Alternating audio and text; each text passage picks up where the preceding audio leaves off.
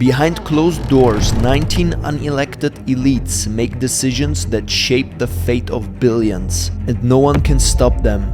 They all work for a mysterious global bank. The most powerful bank in the world is BIS. But it's not just powerful, it's the world's most secretive financial institution. Some believe they are the financial brain of a one-world government. Others claim they answer to no law, no nation. The bank is completely removed from any governmental or political control. The Bank for International Settlements sits atop of the global financial order. They oversee everything. Yet most people have never even heard of it, and fewer understand its true reach. But by the time this video ends, you will realize, if we don't learn about the BIS now, freedom and privacy could soon become only a thing of the past, replaced by an era of financial suppression. We'll have absolute control and also the technology to enforce that.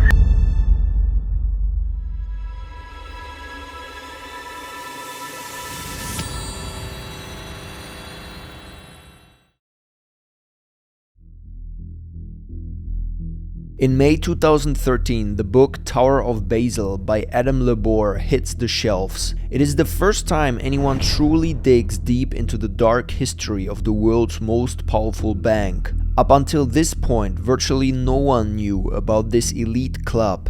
And this was never supposed to happen. No one should care about this bank and the people behind it. Because one of the keys to why this bank is so powerful in the first place is that veil of secrecy around them. The bank's managers believed that those who needed to know where the bias was would find it, and the rest of the world certainly did not need to know. To provide you with expert knowledge anyway, we've interviewed Richard Zilla, the chairman of the Board of Trustees of the Museum of American Finance and Professor Emeritus of Economics at the Stern School of Business. You've probably heard of the Bank of Japan or the European Central Bank, and most certainly about the bank that allegedly controls all banks, the Federal Reserve. But what do they all have in common? They're all beneath the BIS. So the Bank of International Settlements is a central bank of central bank. So the 63 largest, most important central banks in the world belong to the BIS. The top central bankers meet there regularly. And if you want to understand power in this world, understanding how the Bank of International Settlements and the plumbing of the central banking system works is very, very important. This is Catherine Fitz, a former US government official and central banker with exclusive insights on how the BIS works and how central bankers keep the public in the dark about what happens in the upper echelons of power. To know, I was basically raised and trained to be a central banker. And one of the things you're raised to understand is you never explain clearly what you're going to do. You talk in circles. One myth that's out there is that what we're doing is printing money. We're not printing money. Is that tax money that the Fed is spending? It's not tax money. It's much more akin to printing money than it is to borrowing. You've been printing money. Well, effectively. Even when faced with obvious contradictions, officials sidestep questions and talk in circles. The official in the video is Ben Bernanke, a former chairman of the Federal Reserve and a model central banker. But sometimes even central bankers slip up. The first time I had ever seen a central banker in English explain exactly what they were planning on doing and why, and I almost fell off my chair. We'll get into the plan that blew her away later, but here's the core truth. Finance didn't become complicated by accident. The harder it is to follow, the more power they hold. It is no different with the Bank of International Settlements. The BIS is set up to be incredibly intransparent and hard to understand, and that is by design. But as we uncover how this machinery works in this video, for now you only need to understand two things.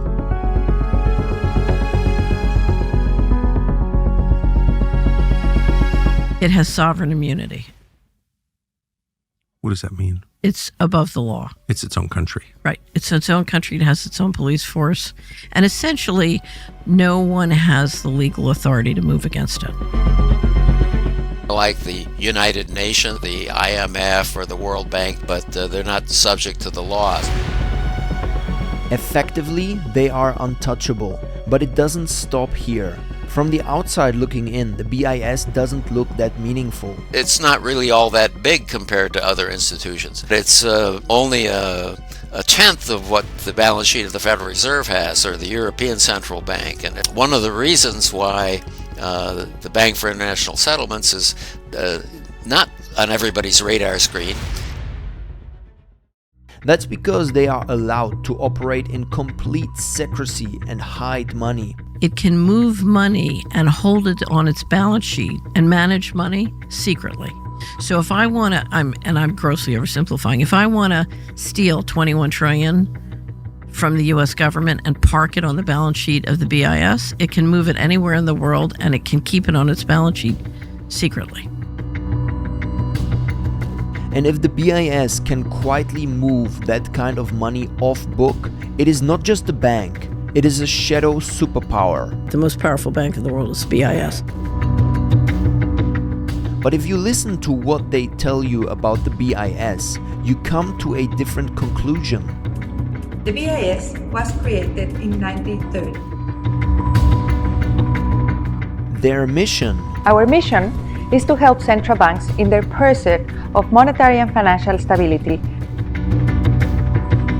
To pursue their mission, we provide central banks with a forum for dialogue and broad international cooperation, a platform for responsible innovation and knowledge sharing, analysis and insights on core policy issues. But is that really it? Well, but if you read the real history, it was because of the Bank of England and the central bankers. They wanted to be able to move money secretly. So what does the BIS actually do? And how are they running the world? Don't worry, we will give it to you straight. But to understand what exactly they are planning and how the BIS runs the world economy, we need to understand the moment they decided to control it. It is well enough that people do not understand our banking and monetary system, for if they did, I believe there would be a revolution before tomorrow morning.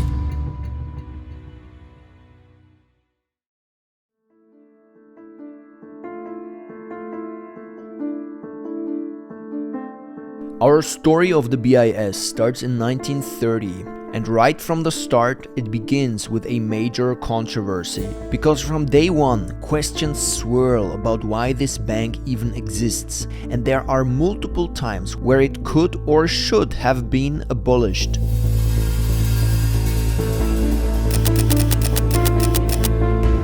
Germany has just lost World War I.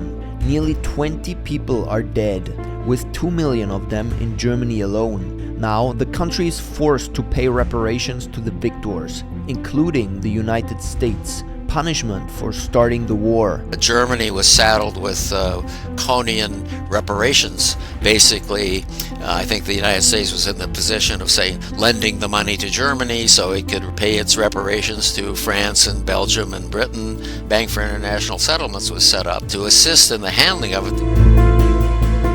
To manage these draconian reparations, the BIS is created, part of what's called the Young Plan, a US-led scheme to control German payments and keep the European economy stable.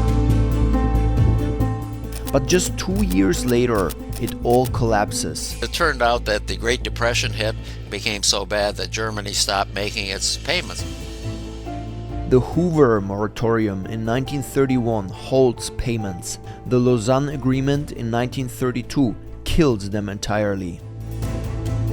the BIS's original purpose evaporates almost overnight. That means the very reason for founding this bank vanishes. And so does the bank, right? No, the bank doesn't vanish, and nearly a century later, it is still around.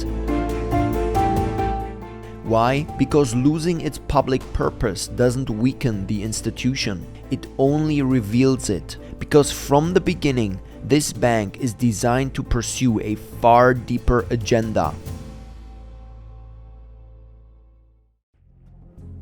The truth is, it's never just about German reparations. The BIS is built to be a private, exclusive central bankers club, a place for the world's most powerful financial actors to meet away from the public eye. It was because the Bank of England and the central bankers wanted an entity that had sovereign immunity. They wanted to be able to move money secretly. And no one pushes harder for this vision than Montague Norman, head of the Bank of England. To his critics, he's an unelected emperor of money, a danger to democracy. I think it has to do with this suspicion that the central bankers are getting together and kind of running the world economy, and we don't know what they're doing. To his allies, he's a genius strategist obsessed with shielding central bankers from democratic oversight. But even a man like Norman knows, to build a fortress this powerful, one ruler isn't enough. He needs an alliance, a league of bankers and financiers powerful enough to place themselves above nations. Who builds this club? The architects include Owen D. Young, top JP Morgan affiliates, Gates McGarrah and Hjalmar Schacht, American and European financial elites, united by one vision: global banking power beyond borders. In his book Tragedy and Hope, American historian Carroll Quigley describes what exactly they were building. The powers of financial capitalism had another far-reaching aim, nothing less than to create a world system of financial control in private hands, able to dominate the political system of each country and the economy of the world as a whole. A world system, controlled not by governments, but by private banking elites. And he goes even deeper. This system was to be controlled in a feudalistic fashion by the central banks of the world, acting in concert, by secret agreements arrived at in frequent meetings and conferences. The apex of the system was to be the Bank for International Settlements in Basel, Switzerland, a private bank owned and controlled by the world's central banks, which were themselves private corporations. Quigley exposes how the BIS sits at the top of a modern financial system. From its very inception, the BIS is endowed with international legal personality and extensive privileges and immunities. Its assets are explicitly declared legally beyond the reach of any government or jurisdiction. This foundational immunity, solidified by the 1930 convention with Switzerland. In other words, the bank is untouchable. But while the founding fathers of the BIS lay the foundation to control the world, another man rises, determined to conquer it by force. And soon the BIS will prove just how useful its untouchable status really is.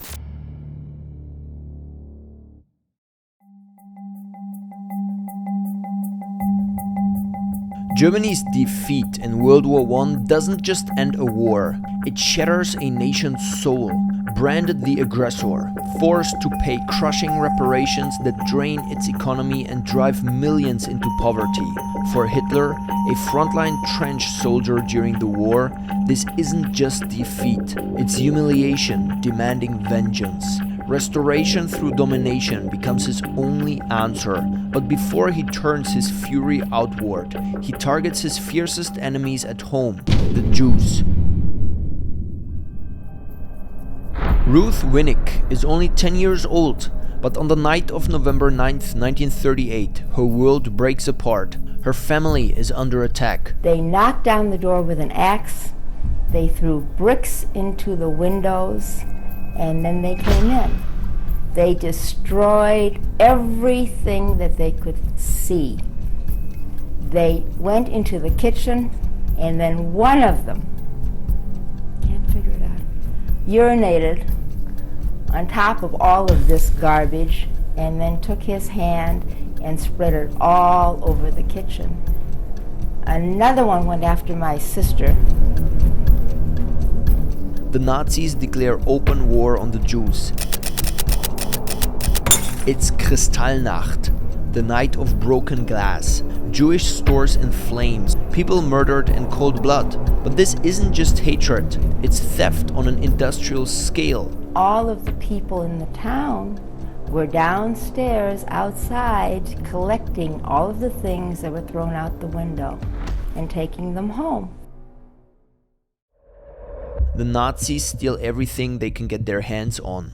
Cash, jewelry, and a lot of gold. That night is only the beginning. Because Kristallnacht wasn't just an anti-Semitic violence, it's economic strategy. Wars are expensive, very expensive, and wars aren't won with speeches. They are bought, and for Hitler that means financing at a global scale. Nazi gold, the stolen wealth of millions, becomes the backbone of Hitler's war economy. Looting enemies will soon become official Nazi policy. Soon after Kristallnacht, Hitler unleashes Blitzkrieg, aggressive, lightning fast and merciless. Poland is crushed in weeks. France collapses in 40 days. Each conquest fills Nazi bags with more plunder to fuel the next advance. But to sustain his war machine, Hitler needs help. And that help doesn't come from a Nazi agency, not even a German institution. Dig deeper into the records and one name keeps surfacing: a secret global bank run by a handful of men. The Bank for International Settlements. At its helm, Thomas McKittrick, an American banker, sophisticated, sharp-witted, invisible to the public eye. While the world burns, he faces a crucial choice about the future of the BIS: vanish, hide, or play neutral.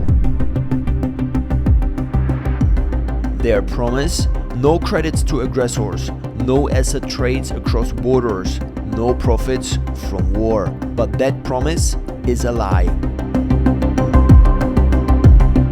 McKittrick and the BIS leadership turned the bank into a de facto arm of Nazi finance. This is no overstatement, because even the vice president of the Nazi central bank, Reichsbank, Emil Pohl, calls the BIS its only foreign branch. The BIS should have been closed down in the early 1930s, after the collapse of the German reparations program. Instead, it funded the Holocaust and the Nazi war machine. And make no mistake about it, this isn't just passivity or bureaucratic sloth. This is following deliberate policy decisions. Take March 1939. The Nazis invade Czechoslovakia. In mere weeks, tens of thousands are imprisoned or killed. And as always, conquest comes with plunder. The Nazis seize the Czech gold reserves. And the BIS? The Bank for International Settlements is the bank which sanctions the most notorious outrage of this generation: the rape of Czechoslovakia. They helped transfer 23.1 tons of Czech gold with assistance from the Bank of England. By sticking to formal procedures instead of questioning where the gold came from, they effectively legitimize grand theft on a continental scale. This isn't a one-off. Many similar examples follow. By 1943, 82% of BIS income comes from Nazi gold. Some of it melted from wedding rings, some torn from the mouths of concentration camp victims. The bank accepts looted Nazi gold until the final days of the war, long after even neutral countries like Sweden stopped accepting it. The BIS effectively transforms blood gold into the tools of war, but their role goes deeper still. The BIS becomes a secret listening post, feeding the Reichsbank intelligence on enemy financial transactions, for example about US war funding strategies. McKittrick repeatedly passes this intel to Reichsbank leaders, especially Emil Pohl, vice president of the Reichsbank and BIS board member, whom he calls a friend. Just like in 2022, when Western governments scrambled to freeze Russian assets after the Ukraine invasion, the Allies in the 1940s tried to choke Nazi financing. But the BIS prevents that from happening. When the Allies start freezing Nazi assets, the Reichsbank uses the BIS to pull funds out of neutral markets before blockades hit. Those rescued funds are then traded back with the BIS. While the world tries to stop Nazi money, the BIS keeps it liquid and invisible. But not even this profitable partnership can stop what's coming. The Nazi Reich is collapsing. Confidence in victory on the battlefield is dwindling as Germany stands on the edge of defeat and the world aches for peace. The future of the BIS hangs by a thread. It has blood on its balance sheet. Though the full extent of its entanglement isn't yet known, one thing is clear. This bank has a very cozy relationship with Hitler's regime. The institution now faces its greatest challenge yet. Will they survive? Or will they be held accountable?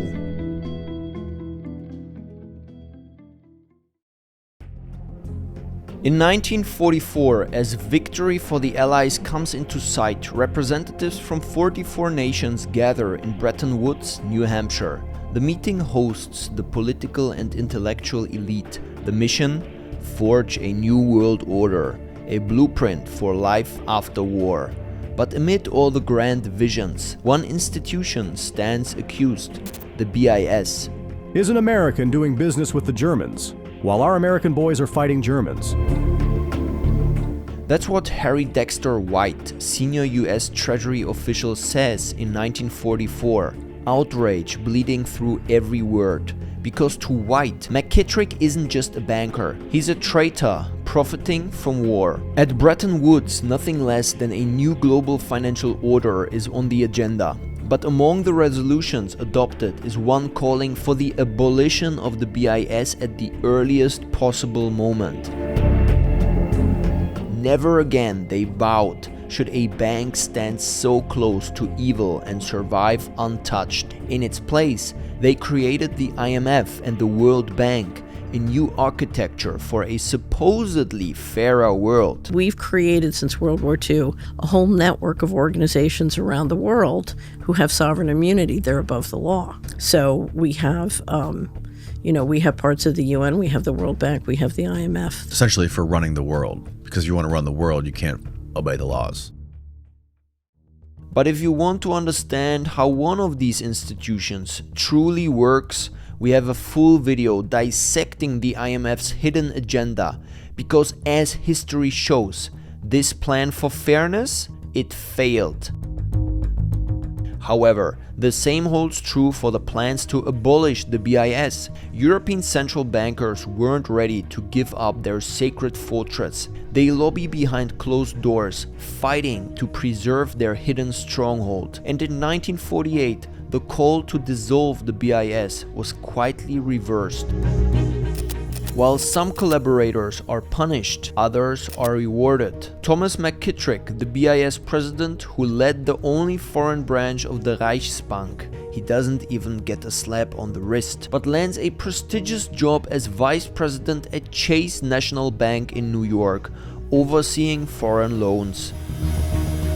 What a career! From most important banker of the Nazis to successful Wall Street banker in less than a year. It remains unclear why he gets off so easily. Experts make a connection to the lifetime immunity granted under Swiss law, a legal protection thicker than steel. Under this layer of steel, the bank continues to survive and ultimately grows more powerful than ever, extending its reach into every major economy there is. In the 60s, they begin working closely with the IMF to enforce their economic agenda. From 1970s onwards, they expanded beyond Europe, welcoming Canada and Japan.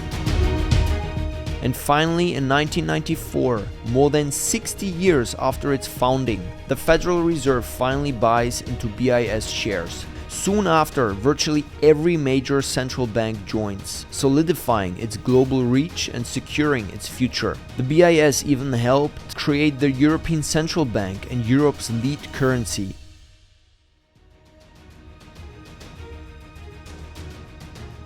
But none of that is what makes them truly powerful. Its real power lies behind closed doors, just as its founders intended.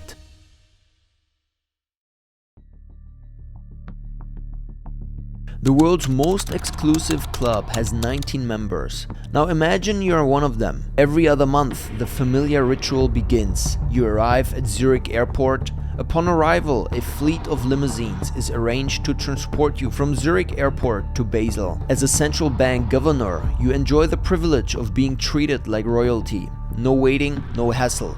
It's a seamless transition into the world's most exclusive club where the rest of the public is left out.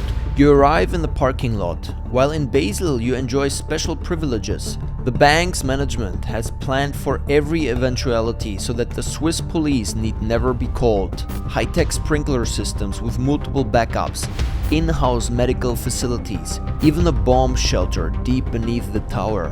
Whatever happens outside, terrorism, war, collapse, this fortress endures.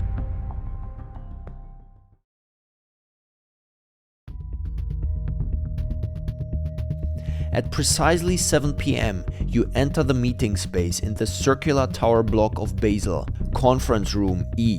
The meeting space is secluded, and all necessary support, including secretarial staff, is arranged to ensure complete focus and efficiency. This room is reserved for only the most consequential gatherings. The Economic Consultative Committee, the ECC, its tinted windows overlook Basel's central railway station, but inside, it's another world. A world where only 19 voices matter. Arguably the most impactful room in the world. Designed for the conversations that move entire economies. Meetings last an hour, sometimes 90 minutes. Each governor may bring an assistant, but assistants rarely speak. In the end, it's only us doing the talking. And yet even here, behind closed doors, the real decisions aren't made. At 9 p.m. the formal meeting ends. Assistants leave, but you get to stay. Because now comes the true ritual, dinner. You and your fellow governors retire to the 18th floor dining room. The food is superb, and the wine, some of the best Switzerland has to offer, flows freely. And here, beyond agendas and formalities, the world is shaped. I see the BIS as kind of a club where the central bankers meet and they get to know each other, which can be important when there's if somebody at the Federal Reserve knows the head of the European Central Bank and has talked to him as recently as a month or two ago, they can pick up the phone and not have to get to know each other over the phone. They can just say, well, we know this problem was coming up and now we need to act on it. These aren't just some random officials. They are the most powerful figures in global finance, central bankers. They like to think of themselves as the high priests of money, an elite circle, self-selecting, groomed at the world's top institutions, convinced only they possess the intellect to grasp the complexities of the global economy. But in truth, we on the outside never really know who is in the room. The actual attendance list of the Economic Consultative Committee is never released, not to Parliament, not to journalists, not to you. Every other month, this ritual repeats. The ECC gathers to steer the global economy. Policies discussed here shape the lives of billions. After 2 or 3 hours of private talk, the real business of the weekend is done. Nothing said at this table is ever repeated. Not with ministers, never with the public. Peter Akos-Bot, former governor of Hungary's central bank, remembers it clearly. The main topics of discussion were the quality of the wine and the stupidity of finance ministers. If you had no knowledge of wine, you could not join in the conversation. Imagine what they say about ordinary people like you. Not that you would ever find out. The BIS has the right to communicate in code. Its diplomatic bags can never be opened. They enjoy the same protections as an embassy. The BIS is effectively a state within a state. However much money was involved, no agreements were ever signed. The word of each official was sufficient, and there were never any disappointments. But why does all of this even matter for you? After all, bankers have been meeting behind closed doors since money was invented. So what's the problem? Prices remain higher than ever. For billions of people, everyday life has become unaffordable. And who do many blame for this crisis? Central bankers. Tasked to protect us against skyrocketing prices, they hold the power to make or break the global economy. But these aren't private financiers risking their own wealth. They are public servants entrusted to manage our money, their salaries, their flights, their hotel suites, their golden pensions, all paid by the public. Yet none of them have ever been elected by you, and still their decisions shape your savings, your debts, your job, your future.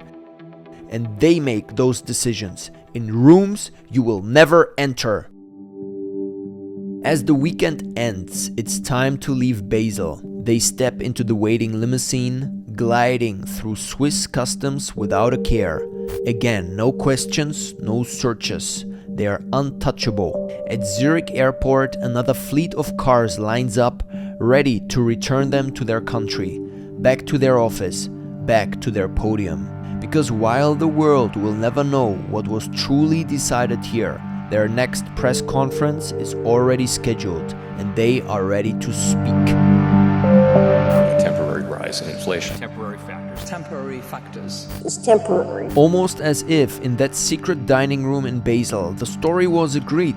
Inflation is transitory. Keep the public calm. Yeah, I think it's very possible that the notion that the inflation was transitory was certainly discussed and may have become the narrative of central bankers. But a lot of money was created and pumped out into these economies, and that caused the inflation a year or so later.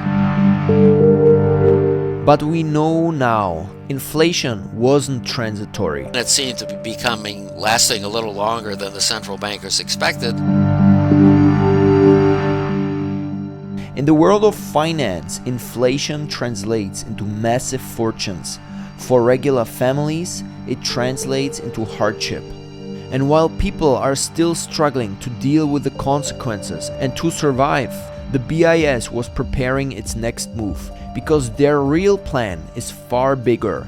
And next, they are coming for our money itself. There was a time not long ago when cash was just cash. No politics, no tracking, no digital ID. It worked without batteries, without Wi-Fi, without anyone watching. For the undocumented, for the elderly, for victims escaping abuse. Cash wasn't just payment, it was protection.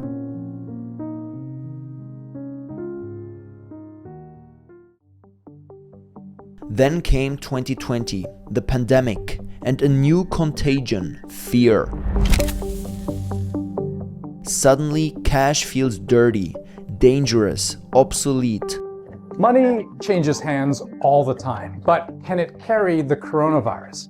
The short answer is most likely. Without doubt, coronavirus has really accelerated our shift to being a cashless society. It's been actively encouraged by the government.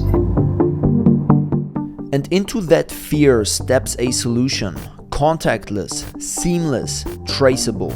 This wasn't just a public health pivot, it was a paradigm shift. Enter central bank digital currencies, CBDCs, programmable, trackable, permanent. No cash needed, just numbers on a screen with promising advantages. 30 or 40 years from now, they'll probably be routinely used and it'll become one of the major innovations in monetary history, like the issue of fiat paper money or even the creation of coins. These and central bank digital currencies may be the next great monetary innovation of history. But what even are central bank digital currencies? So there's a tremendous technological progress in digital technologies, and one of those technologies is called blockchain. Bitcoin runs on blockchain, and what you can do is have a Bitcoin account, and you can transfer it to other people in the blockchain, and you don't have to go through the banking system. So that's the idea. Now, Bitcoin doesn't seem to me to be a very good currency. It's more like a financial asset that rises and falls. It's more like a stock or a mutual fund or an ETF. It rises and falls daily in the market. We don't expect our currencies to do that. And that's where stable coins come into play. But now a variant of the digital currency is called a stable coin. And this is a digital currency that's backed by, let's say, United States government bonds, so that people using it can always convert their money back into dollars. One stable coin is supposed to have a fixed relationship with the dollar. And this is the point where central banks are entering the playing field. But I think central banks are studying taking over this digital currencies. Central banks have good reasons to do that. Every currency that is not under control of the central bank system is a threat to the traditional global financial order, with central banks up top. But this is not the only reason. Studied how in the early United States in the 1830s and 40s and 50s we had 1,000 or more banks, each issuing its own currency, convertible supposedly into gold and silver dollars. But it got to be sort of chaotic, and I see that happening in the digital currency space now, with a lot of private issuers of digital currency. If history is any guide, it would make sense for central banks to take over the issuance of this digital currency. And now guess who is at the forefront of this? You guessed right, it's the BIS. The process to implement central bank digital currency around the world is being overseen by the Bank of International Settlements in Basel, Switzerland. The same bank that is routinely called the world's most secretive financial institution or the most powerful bank in the world is shaping money in the digital age. The BIS Innovation Hub now runs over numerous major CBDC pilots where they are running trials on how these digital currencies could work in practice. They say CBDCs will bank the unbanked, empower the poor. And the advantage of it is you avoid going through the banking system. You can transfer money, very quickly, instantaneously, anywhere in the world. If somebody else is on your digital currency network, you can transfer money to them instantaneously instead of having to go through the banks and the banks charging you fees. So the virtue of a digital currency is that it will save people money compared to what they have to pay transferring money internationally today. But look closer. Who's building the rails? The likes of MasterCard, Visa, IMF consultants, and of course the BIS. Now the BIS is running a process to create a complete inventory on all the assets in the world, digital assets, and they're going to tokenize them. We have smartphones, telecommunications, surveillance. All of these can be very invasive, and it's amazing. I spend so much time in my life with people saying, well, I can live with a smart meter. It's really not that much of a big problem. Or I can live with I like my smartphone. It's really convenient. And, why do you make such a fuss about QR codes? They're irritating, but I can live with QR codes. Here's the thing on all of those things. The problem is not each individual one. The problem is the day you implement a digital ID and you implement an all-digital monetary system, guess what? It synthesizes into one integrated system, and your home, your car, your community become a digital concentration camp. According to her, they aren't building just freedom, they are building control. We would not want a world in which the government sees in real time every money transfer that anyone makes. And yet, that's exactly the world they are creating. There's a political problem in the sense that who benefits from digital currencies, and so conservatives and libertarians think that, well, we don't want government institutions. They would classify central banks as government institutions in that case. We don't want them growing and having a greater control over our lives. These technocrats claim independence, but they are not neutral, and they are not elected. People who are great fans of democracy claim that central banks are undemocratic because their officers are not elected by the people. They steer interest rates, mortgage terms, unemployment benefits, and now the currency itself. Each crisis, the Great Depression, 2008, COVID-era inflation, left central banks more powerful than before.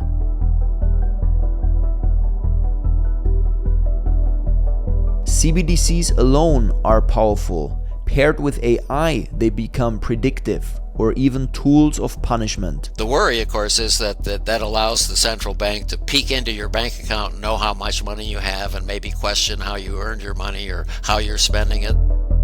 Spend $40 on fast food? The system remembers. Donate to a political movement? Your account is red listed. Miss your behavioral quota?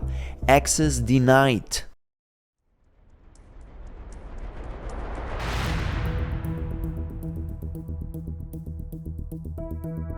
That's not money, that's a leash.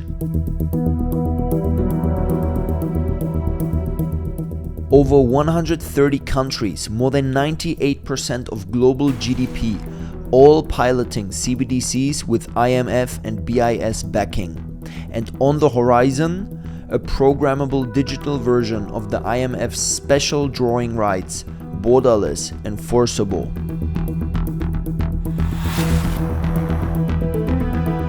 Remember when your wallet was your private shield? Now every tap, every purchase is logged by strangers in power. And deep inside the BIS Innovation Hub, they've already written the rule book. We don't know, for example, who's using a $100 bill today. A key with the CBDC is that central bank will have absolute control on the rules and regulations that will determine the use of that expression of central bank liability.